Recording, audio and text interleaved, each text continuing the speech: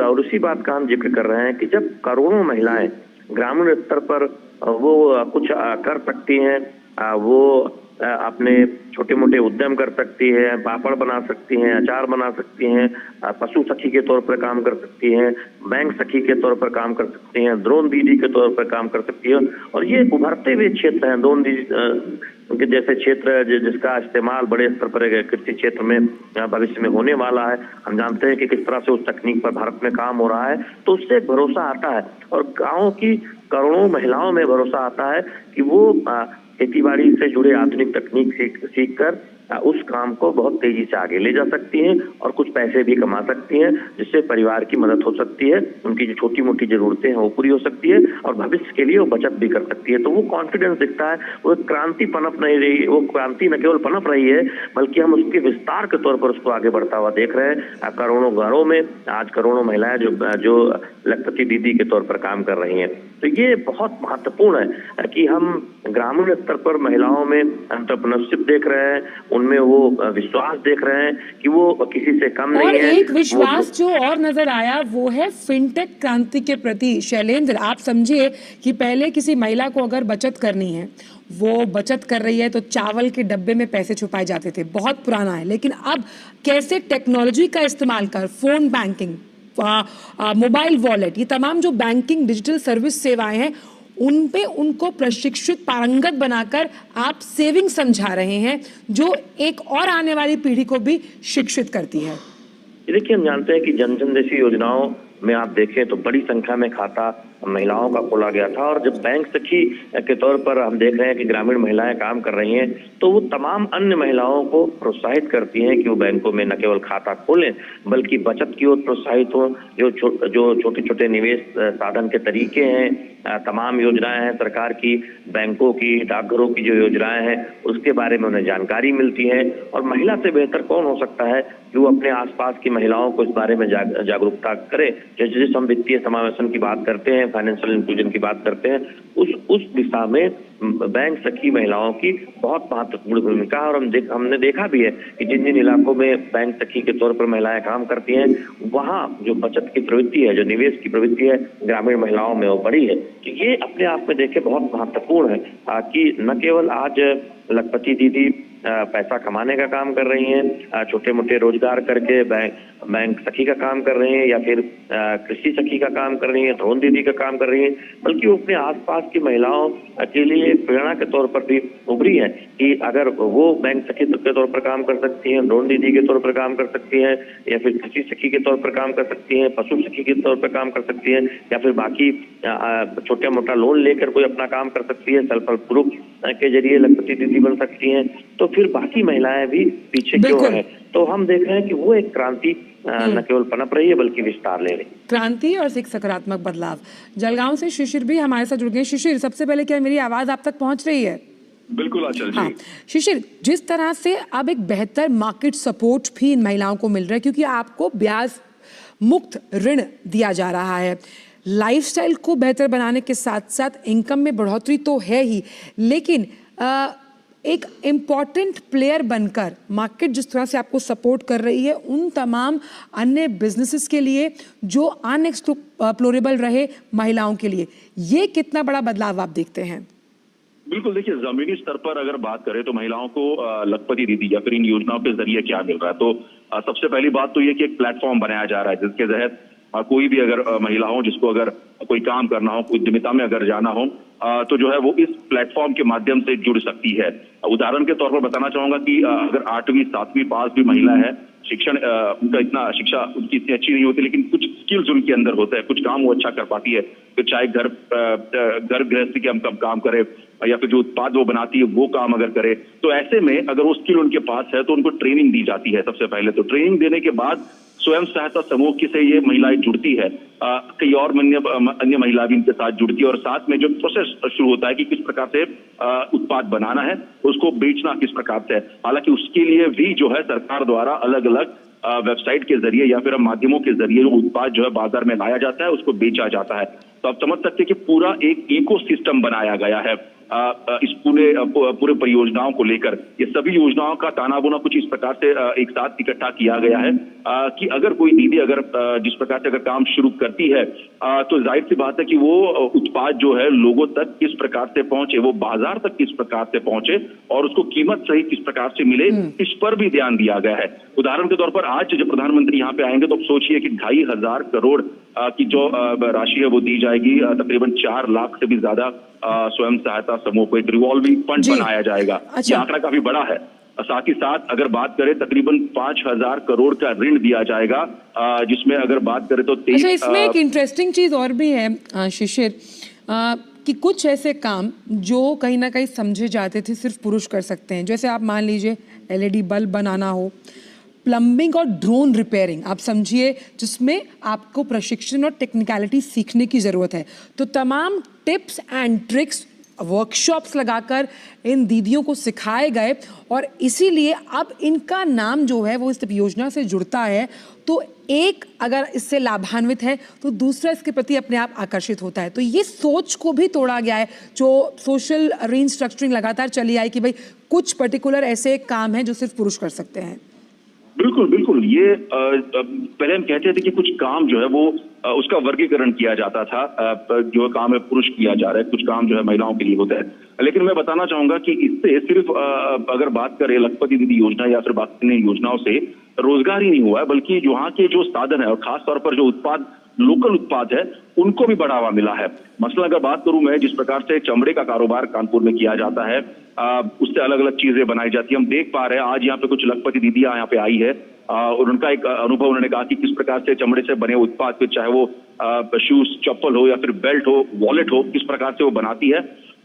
एक छोटी अगर देखा जाए फैक्ट्री के जरिए बनाती है और उत्पाद जो है बाजार में आता है, तो उससे जो वहां स्थानीय उत्पाद है उसको तो एक बाजार मिलता ही है, लेकिन साथ साथ इन लखपति दीदियों को भी जो है उसके रोजगार मिलता है। तो हम जो पहले कहते थे कि किसी एक बिजनेस में पुरुष प्रधान बिजनेस हो सकता है, शायद पुरुष ही काम कर सकता है, लेकिन अब हालांकि उसका असर पूरी तरह से बदल चुका है। महाराष्ट्र की बात करें तो कोल्हापुरी चप्पल जिसको GI टैग भी मिल चुका है, मान्यता प्राप्त हो चुका है। हालांकि ये काम जो है पहले बड़े बड़े फैक्ट्रीज में होता था, लेकिन आज हम देख पा रहे हैं कुछ लखपति दीदी यहाँ पर आई है वो जो स्वयं घरों में बैठकर जो है इस प्रकार से चप्पल बनाने का काम करती है और काफी अगर देखा जाए लोकप्रिय भी उनके प्रोडक्ट है। आज वो काम स्वयं कर रही है, साथ ही साथ बाकी अन्य महिलाओं को साथ लेकर कर रही है। तो ये धरातल पर अगर देखा जाए तो इस प्रकार से जो काम पहले वर्गीकरण किए जाते थे, हम कहते थे कि पुरुष प्रधान या फिर मोस्टली जो है पुरुष उसको करते थे, लेकिन आज एक ट्रेनिंग के माध्यम से और साथ ही साथ एक साथ जुड़ने के माध्यम से आज वो काम महिलाएं भी कर रही है। इसलिए सिक्किम हो, महाराष्ट्र हो, राजस्थान से हम देख पा रहे हैं यहाँ पे जो खाने के उत्पाद है बढ़िया, वो महिला यहाँ पर लेकर आई है। हालांकि हमने उनसे पूछा अभी कि जो उत्पाद आप बनाते हो, हालांकि ऐसे कई तरह उत्पाद तो बाजार में भी उपलब्ध है, तो उनके उत्पाद में अलग क्या है। तो उन्होंने स्पष्ट रूप से कहा कि देखिए पहले बिचौलियों भी जो है बीच में आते थे, तो ऐसे में जो पैसा होता था वो बिचौलियों के पास होता था, लेकिन अब इन योजनाओं के माध्यम से भी, चाहे वो अलग अलग सरकारी संस्थाएं हो या फिर प्लेटफॉर्म्स हो, बिचौलियों को हटाकर सीधा जो है पैसा इन महिलाओं को मिलता है। बिल्कुल, आपके पास खुद वो पैसा पहुंचेगा। इसमें एक चीज और भी है यहाँ पर शिशिर, कि इस सोच का बीज अभी से अगर बो दिया जा रहा है कि आप अपने फाइनेंशियल डिसीजंस खुद ले सकती हैं। एक औरत होने के नाते मैं ये बिल्कुल समझ सकती हूँ, व्हेन यू आर इंडिपेंडेंट और आप अपने आर्थिक फैसले खुद लेती हैं तो किस तरह की ऊर्जा और खुशी आपको महसूस होती है। ये फाइनेंशियल इंडिपेंडेंस और फैसला लेने की ताकत भी इस योजना का सबसे बड़ा उद्देश्य और मकसद है। बिल्कुल, ये उद्देश्य साध्य होता भी दिखाई इसलिए दे रहा है क्योंकि अगर हम परिवार की बात करें, अगर परिवार में 4 सदस्य हो और इससे पहले अगर देखा जाए तो कमाने वाला 1 सदस्य होता था, तो ऐसे में कुछ जरूरतें होती थी और जिस प्रकार से महंगाई दरें बढ़ती है तो ऐसे में दिक्कतों का सामना जरूर करना पड़ता था। लेकिन अगर उसी परिवार में अगर 2 सदस्य कमाने वाले हो तो जाहिर सी बात है कि जीना काफी आसान हो जाता है। महिलाओं से बात करते वक्त उन्होंने ये भी कहा, एक काफी रोचक घटना जो है एक महिला ने हमसे साझा की। उन्होंने कहा कि इससे पहले जो है उनके घर में उनके पति जो है वो कमाते थे, लेकिन हालांकि कोरोना काल में जो है उनके जो जॉब छूट गई तो उनकी पत्नी जो है ये लखपति दीदी है वो कमाना शुरू किया। आज की तारीख में लखपति दीदी ने जो है अपने पति को भी काम पे रखा हुआ है। किस प्रकार से उनका व्यापार बढ़ा है तो हम समझ सकते हैं कि किस प्रकार से व्यापार की व्याप्ति बढ़ी है। चूंकि एक सदस्य जो कमाने वाला था, जो अब अन्य सदस्य भी परिवार में कमाने अगर लगते हैं तो जाहिर सी बात है खुशियां भी आती है और जिस प्रकार से जरूरतें हैं उस जरूरतें भी पूरी हो जाती है। तो एक सामाजिक हम ढांचा कहते हैं कि किस प्रकार से पहले था और अब सामाजिक ढांचा किस प्रकार से बदल रहा है, जहाँ पे महिलाएं सक्षम हो रही है निर्णय लेने के माध्यम से भी, और साथ ही साथ परिवार का पालन पोषण हो या फिर कुछ महत्वपूर्ण निर्णय अगर परिवार में लेने हो तो उसमें भी महिलाएं बढ़ चढ़कर आगे यहाँ पर आती दिखाई दे रही है। क्योंकि जिस प्रकार का एक उनका रोल इससे पहले था, अब वो रोल धीरे धीरे बदलता हुआ दिखाई दे रहा है। तो इन सामाजिक जो परियोजना है या स्कीम्स है, इनके माध्यम से भी उनकी जीवन में काफी बदल आया है। अच्छा, मुझे एक जो लखपति दीदी से लाभान्वित महिला हैं, वो डीडी न्यूज़ के मंच के माध्यम से जुड़ी, बड़ी अच्छी बात मैंने उनसे पूछे, बड़ा अच्छा जवाब उन्होंने दिया। वो ये था कि भाई पहले आपकी पहचान आपके पति के नाम से होती थी, लेकिन आज वो ड्रोन दीदी, लखपति दीदी, पशुधन दीदी के नाम से जानी जाती हैं। ये अस्तित्व की पहचान और खुद से खुद की मुलाकात ये करवाना, और इसका जो मकसद है, ये साइलेंट फीचर्स हो सकते हैं इस पूरे योजना के, लेकिन आप ये समझिए शिशिर, आपसे समझना भी चाहेंगे, इससे जो आपकी आने वाली पीढ़ी यानी कि जो दूसरी महिला है घर की, आपकी राय को कितना वेटेज मिलता है, आपकी बात को कितना वेटेज मिलता है, ये भी इस योजना का एक बहुत बड़ा मकसद और अभिप्राय है। बिल्कुल, देखिए, हालांकि जब इस प्रकार से अगर डिसीजन मेकिंग की हम बात जब करते हैं, तो अगर डिसीजन मेकिंग में महिलाओं को अगर उसी तरीके से तरजीह मिल जाती है जैसे एक पुरुष को मिलती है, तो ऐसे में जो निर्णय प्रक्रिया होती है वो भी अलग होती है। साथ ही साथ हम जो संस्कार करते हैं जो आने वाली पीढ़ी पर, वो अलग तरीके से होते हैं। उनमें महिलाओं की बात सुनी जाती है, समझी जाती है, और साथ ही साथ एक डिसीजन मेकिंग में भी उनका एक अहम रोल होता है। अब जबकि आने वाली पीढ़ी अगर देखा जाए, इन महिलाओं की अगर देखा जाए, जिस प्रकार से वो सशक्त हो रही है, फाइनेंशियली इंडिपेंडेंट हो रही है, तो ऐसे में जो नेक्स्ट जनरेशन है वो देख पाएगी किस प्रकार से इसका सीधा फायदा, एक हम बात करें तो न्यूक्लियर फैमिली के साथ साथ छोटी अगर फैमिली हो उसको भी हो रहा है, और एक सामाजिक स्तर पर अगर हम बड़ा पिक्चर अगर देखें तो उसको भी एक फायदा यहाँ पर होता हुआ दिखाई दे रहा है। और इसी वजह से मैंने पहले कहा आपसे, आपने एक बात का जिक्र किया कि आप उनकी पहचान उनके नाम से होती है। बात करें खासतौर पर यूपी से एक महिलाओं का समूह यहाँ पर, लखपति दीदी का समूह यहाँ पर आया है। इससे पहले उन लखपति दीदी ने हमसे कहा कि गांव में ग्राम पंचायत ऑफिस जाने तक की उनकी हिम्मत नहीं हुआ करती थी। घर में अगर देखा जाए तो चूल्हे के साथ,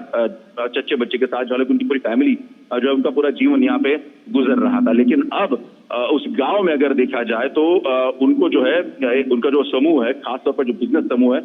उसके तौर पर उनको पहचान मिली है। तो कोई भी गांव में आता है तो अगर उनके समूह का नाम लेता है तो गांव वाले भी जानते हैं और आसपास के परिसर वाले भी जानते हैं कि ये एक बिजनेस विमेन है